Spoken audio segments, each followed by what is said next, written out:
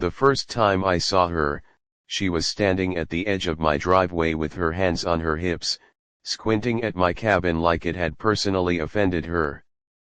It was early autumn, the air still carrying the warmth of late summer, and I'd been outside stacking firewood for the colder months ahead.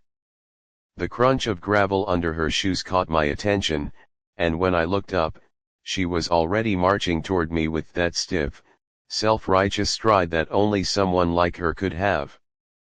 "Excuse me," she said sharply, not even bothering with a hello. "Are you the one living in that cabin?" I nodded slowly, wiping sweat from my forehead. "Been living here for a long while," I said, but before I could say more, she cut me off. "Well, I don't know if you're aware, but this area is under HOA management now. That structure," she pointed at my cabin like it was a condemned shack, "doesn't meet our community building standards. It's not approved." For a moment, I just stared at her, trying to process what I'd just heard. My cabin wasn't new. It had been standing there for decades, built by my grandfather long before the words Homeowners Association ever tainted this valley. "Ma'am," I said carefully, "this cabin has been here since before you or your HOA ever existed. You might want to check your records before you start making claims like that." Her lips tightened into a thin, disbelieving line. "We have satellite data and property expansion rights," she snapped. "Anything within 2 miles of the new subdivision falls under our jurisdiction. You'll need to submit renovation plans or face penalties." I almost laughed. She said it like she was a government official, not the president of a glorified neighborhood club. "Penalties?" I echoed. "For living on my own land." That only seemed to make her angrier. She started scribbling something on her clipboard, muttering about code violations and unauthorized dwellings. When she finally looked back up, her tone had turned smug. "If you refuse to comply, I'll have to report this to the board. They'll likely escalate it to local authorities." I crossed my arms and smiled just a little. "You go ahead and do that," I said. "And while you're at it, tell them to bring a copy of the property map. They might learn something." She didn't like that. Without another word, she turned on her heel and stormed back down the road toward her car. I watched her drive off, the dust from her tires hanging in the air long after she was gone. It would been funny if it wasn't so ridiculous. That woman had no clue that the little cabin she wanted to demolish stood on a piece of land that stretched across the entire valley. I didn't just own the property under my feet. I owned everything she thought she controlled: the subdivision, the road leading to it, even the land her own house sat on had once been mine before I sold parcels off under a permanent easement that made me, in legal terms, the valley's original and permanent landholder. But I wasn't about to tell her that yet. Let her dig her own hole first. Over the next few days, I saw her drive by more often.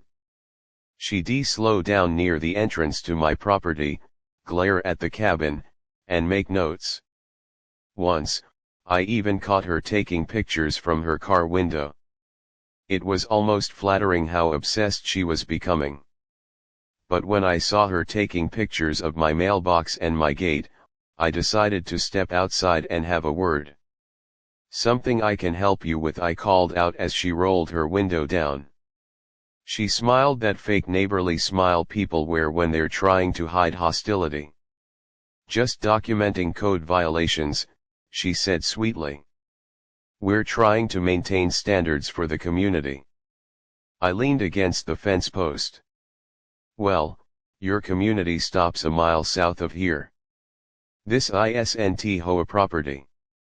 Her smile twitched. "We'll see what the board says about that," she replied and sped off again. I shook my head, almost feeling sorry for her. Almost. A week later, I woke up to the sound of voices outside.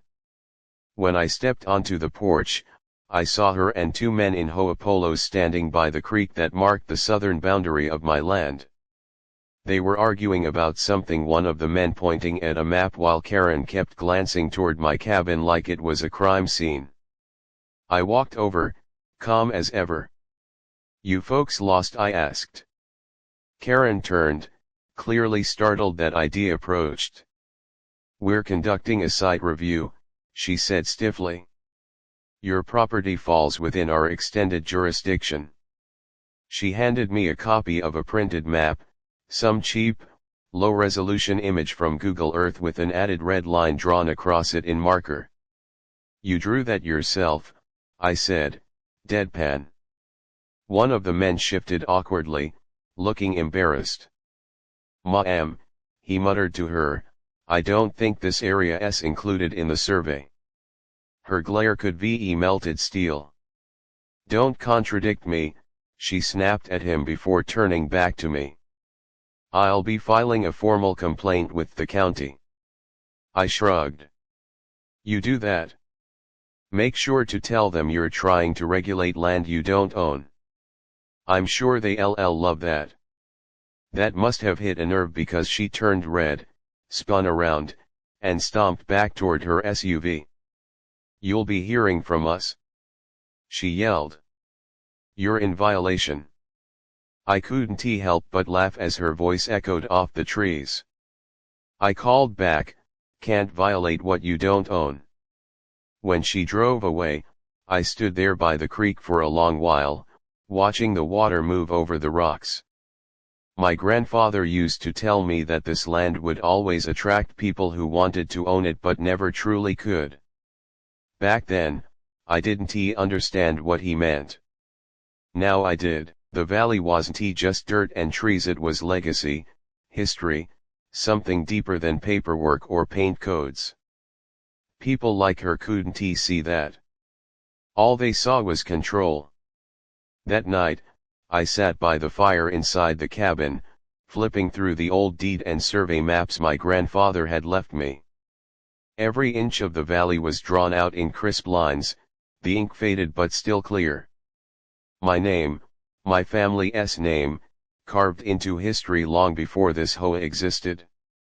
I thought about her clipboard, her cheap printed maps, her hollow authority, and it made me laugh again. She was playing at power while I held the real thing in my hands. The next morning, I saw her car parked just outside the valley entrance again. She wasn't getting out this time, just sitting there, watching. Maybe she was waiting for me to slip up or do something she could report. I gave her a polite wave before heading back inside. Let her stew in her frustration a little longer. She had no idea that her little crusade was about to end the moment she made her next move.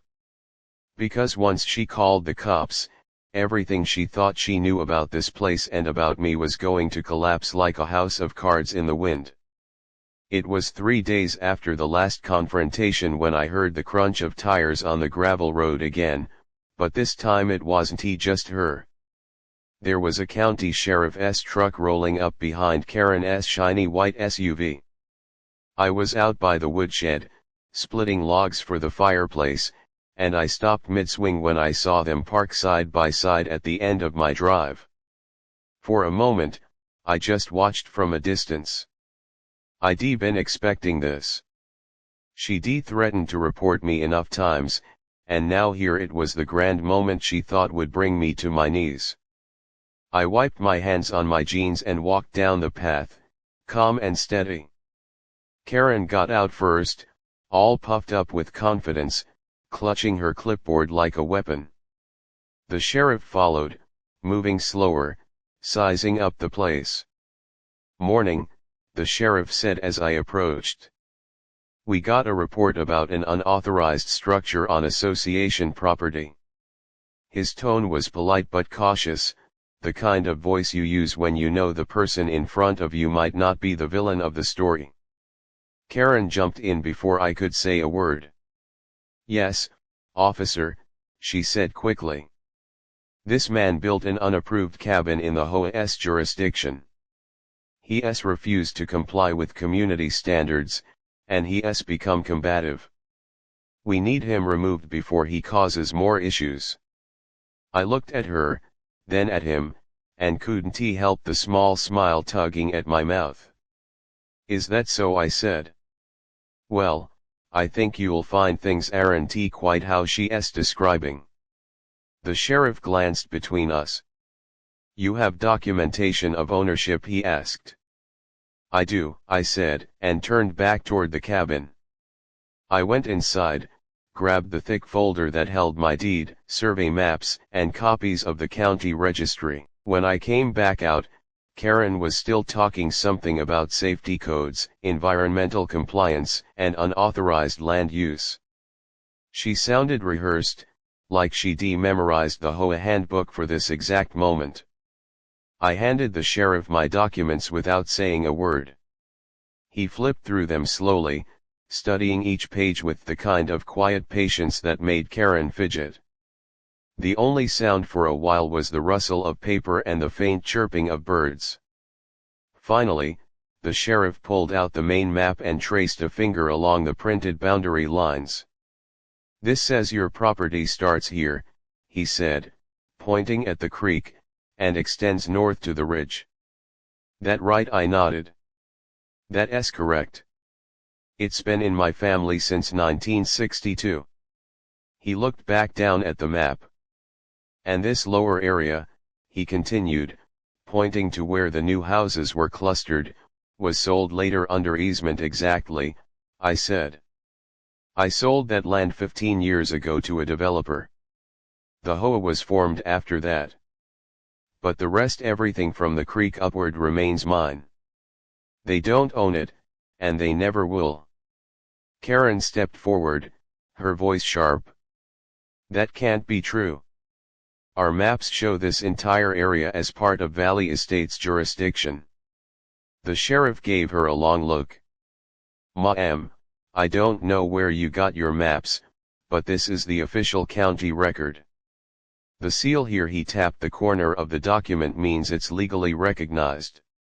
This land isn't under your HOA's control. She blinked rapidly, color rising in her face. But he can't just do whatever he wants up here. She sputtered. We have standards. We have safety protocols. There are rules. The sheriff held up a hand, cutting her off. There are also laws, he said evenly. And the law says this property belongs to him. You don't have authority here. Her jaw dropped. So you're just going to let him ignore all the regulations? The sheriff sighed. Ma'am, the regulations you're talking about only apply inside your association. This man doesn't live under your charter. If you keep trying to enforce it on him, you could be the one facing legal trouble. I could see her mind spinning, trying to find a way out of this. Her power had never been questioned before, and now it was crumbling in front of her. She stammered something about needing to verify with the board and contact legal, but the sheriff was already closing the folder and handing it back to me. Sorry to bother you, sir, he said with a nod. Everything seems in order. You have a good day. I returned the nod and watched as he turned toward his truck. Karen just stood there for a moment, stunned, her mouth opening and closing without sound. When she finally found her voice, it was brittle. You think this is over? She hissed. You think you've won? I shrugged. No, Karen, I said quietly. I think you just learned whose land you're standing on. She didn't answer. She got in her SUV, slammed the door, and sped off down the road so fast that gravel scattered across the drive. The sheriff lingered a moment longer, leaning out his window before leaving. Between you and me, he said with a half smile, we've been getting a lot of complaints from that HOA. Seems they don't know where their boundaries end. Glad to see someone finally put them straight. He tipped his hat and drove off, the hum of his truck fading into the distance. I stood there for a while, the quiet settling back in around me. The wind moved through the trees, the creek whispered down below, and the world felt right again. I went back to chopping wood, the rhythm steady and satisfying. Every swing of the axe felt like punctuation to the lesson she'd just learned. For years, I'd watched people move into the valley, build their perfect suburban houses, and act like they owned the place. But this was different. This was someone trying to rewrite history, to erase the roots of the land with paperwork and arrogance. And she'd just discovered that the land doesn't bend for people like her. Later that evening, as the sun dipped behind the ridge, I sat on my porch with a cup of coffee and watched the valley below. From up here, I could see the neat rows of roofs and manicured lawns, the tiny glint of cars parked in identical driveways. Somewhere down there, Karen was probably on the phone, complaining to her board, demanding they take action. Maybe she'd even try to call the county office again, desperate to find some loophole. But it wouldn't matter. The deed was ironclad, the records clear, and the truth undeniable. I didn't just own a piece of land, I owned the foundation her whole authority stood on. The stars came out one by one as the sky darkened, and I leaned back in my chair, feeling a quiet satisfaction settle in. I hadn't shouted, hadn't threatened, hadn't needed to. All it took was the truth. People like her couldn't understand that kind of power, the kind that doesn't need noise or approval. It's the kind that's written into the earth itself, into the names on old deeds and the stones that mark forgotten borders. When I finally went inside, I placed the folder with my documents back in its drawer, where it had sat untouched for years. It was strange, in a way, how something so simple, a few sheets of paper and a seal, could carry the weight of generations. My grandfather used to say the valley was alive, that it remembered those who respected it and humbled those who didn't. That night, as I listened to the wind moving through the pines, I could almost hear him laughing softly, like he'd been watching the whole thing play out. I smiled to myself, turned down the lamp, and let the darkness fill the cabin. Outside, the valley slept in peace. For now, at least. Because something told me Karen wasn't done yet. People like her never quit until they're forced to, and when that time came, she was going to learn just how deep these roots went and just how small her rules really were compared to the truth buried in this land. The snow had started falling again, soft and steady, covering the ground in a thin white layer that muffled every sound. From my porch, I could see the faint glow of lights down in the valley where the HOA houses sat in their perfect little rows. It had been 2 weeks since the sheriff's visit, and things had gone quiet, too quiet. The kind of silence that didn't come from peace but from someone plotting their next move. I should be known Karen wasn't finished.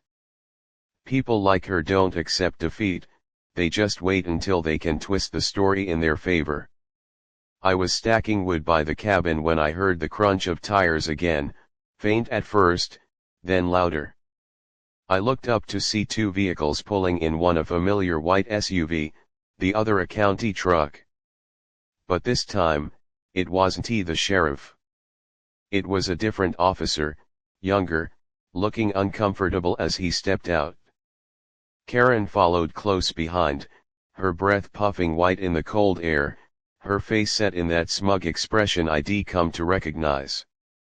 "There he is," she said, gesturing toward me like she'd just found a criminal. "That's the man. He's been trespassing, cutting trees illegally, and refusing to comply with local regulations." I stood there for a moment, the axe still in my hand, the absurdity of her words hanging in the cold air. "Trespassing," I said slowly. "On my own land." She crossed her arms. "This entire area is part of Valley Estate's jurisdiction," she said, her voice dripping with confidence. The HOA board has decided your so-called cabin is an unregistered structure, and you're occupying land that technically belongs to the community trust. The young officer looked at me, clearly uneasy. Sir, he said cautiously, do you have proof of ownership? I didn't even bother answering right away. I walked back into the cabin, came out with the same folder ID shown the sheriff weeks before, and handed it over. The officer flipped through the papers, his brow furrowing as he read. Karen hovered beside him, trying to peek over his shoulder, her lips tightening every time his eyes widened at another page. After a few moments, he looked up. Ma'am, he said carefully, this deed shows he owns not just this parcel but the entire valley north of the creek. That includes the road your subdivision uses for access. For a few seconds, she didn't seem to understand what he just said. Then the color drained from her face. That can't be right, she stammered. That road is part of our community. I shook my head. No, I said calmly. It's a private easement. You're allowed to use it because I agreed to it years ago when the development was built. But make no mistake, it's still mine. Every inch of it? The officer nodded, confirming it as he handed the papers back. He's right, he said. This is official. The county records line up with this deed. You might want to double-check with your association before filing any more complaints. Karen's eyes flashed. This is absurd. She shouted. He's lying. These documents must be outdated. The officer's patience was starting to wear thin. Ma'am, he said firmly, I can assure you these aren't outdated. They're verified and sealed.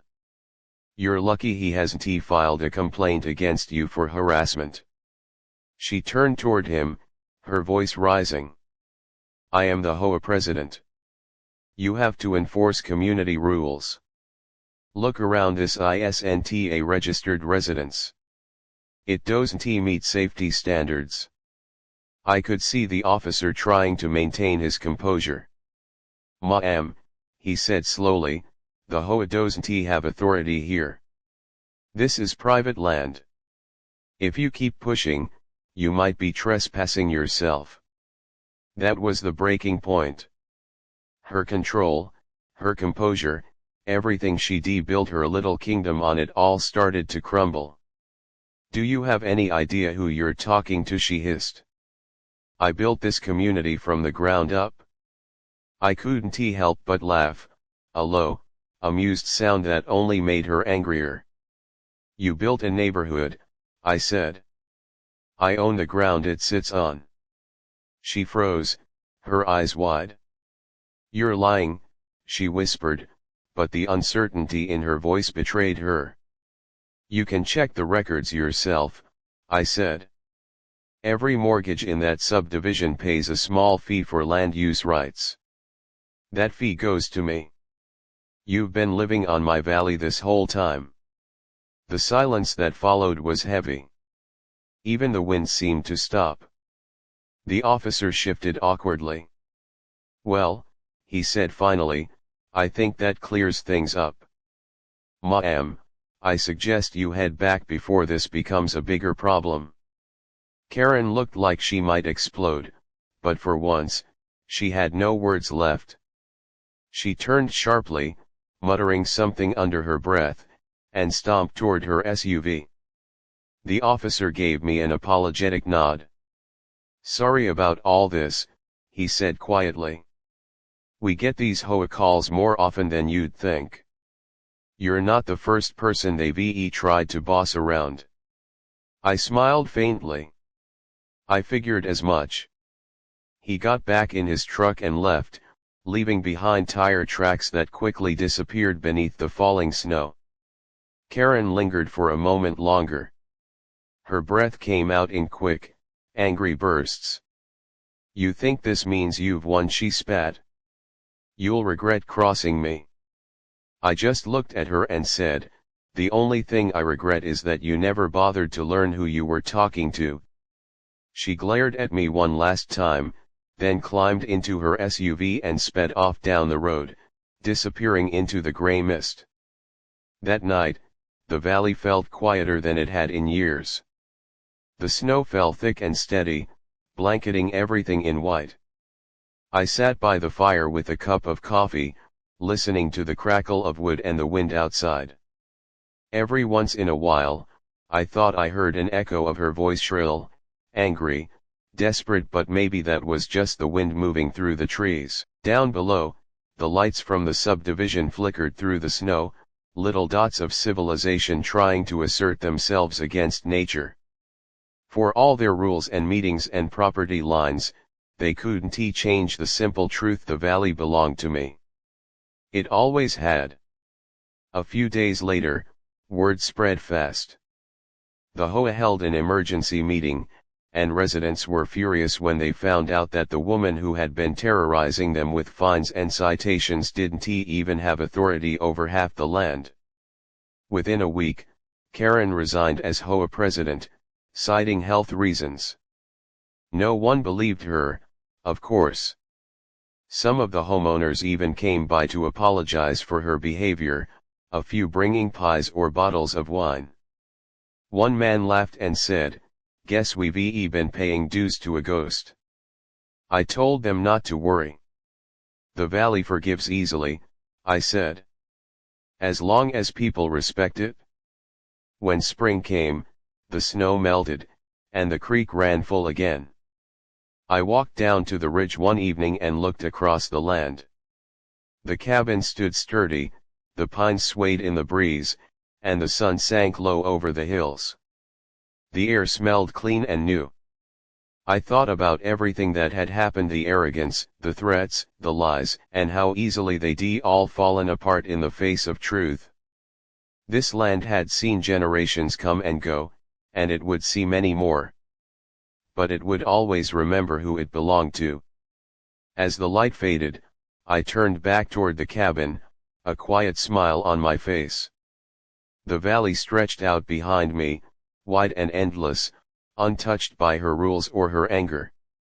It had been mine before she came, and it would be mine long after she was gone. Some people try to own the world with paperwork and power. Others just inherit it by right of history, by blood, by the quiet bond between a man and the land beneath his feet. And as I stood there listening to the creek and the whisper of wind through the pines, I knew one thing for certain: no HOA, no Karen, no self-appointed ruler would ever take that away from me again.